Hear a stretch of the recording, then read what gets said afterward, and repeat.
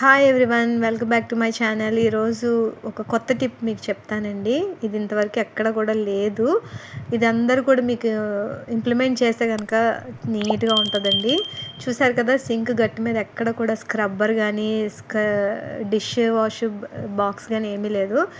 చూడండి, ఇలాగ స్క్రబ్బర్ని ఇలాగ మనం దీనికి మీషోలో దొరికే రెడీమేడ్ నెయిల్స్ అండి, అంటే మేకులు లాంటివి అలా స్టిక్ చేసేయటమే. దానికి నేను ఇది కిన్లే వాటర్ బాటిల్ తాలూకా పై మూత అనమాట, అలా ఫిక్స్ చేశాను. బాటమ్ ఏమో ఇలా చేశాను, స్పూన్స్ అవి పెట్టుకోవడానికి. ఎప్పటికప్పుడు మనం ఇలాంటివి తయారు చేసుకోవచ్చండి నీట్గా. కిందన 4 కన్నాలు లాంటివి పెట్టాలి ఈ బాటిల్ అడుగు బాగాన. వాటర్ ఏమైనా ఉంటే అందులోంచి కిందకి పోతుంది, స్పూన్స్ నీట్గా ఉంటాయి అన్నమాట. చిన్న థ్రెడ్ కట్స్ అలా పెట్టేశాను. ఈ మిగతా పై పార్ట్నేమో ఆ మూత తీసేస్తే స్క్రబ్బర్లోని వాటర్ అంతా కూడా అలా కింద పోతుందండి. అసలు అక్కడ ఏమి ఉండదు. గట్టి చూసారు కదా ఎంత నీట్గా ఉందో, ఎక్కడ డబ్బాలు డొక్కులు అలాంటివి ఉండవు. సింక్ కింద భాగంలో కూడా ఎప్పుడు కూడా ఏమీ పెట్టకూడదండి మనం, అది మంచిది కాదు.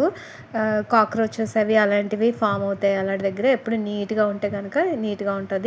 నెక్స్ట్ విమ్స్ అదే విమ్ లిక్విడ్స్ అలాంటివి పెట్టుకోవడానికి నేను అక్కడ ఒక చిన్నది పెట్టాను కదా బాటిల్స్ పెట్టుకోవడానికి. అది చిన్న స్టీల్ రాడ్ అనమాట.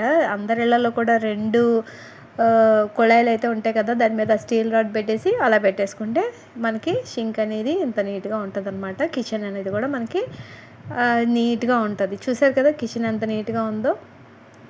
స్క్రబ్బర్స్ వల్ల వాటి వల్ల కూడా కొంచెం లుక్ అనేది పోతుంది.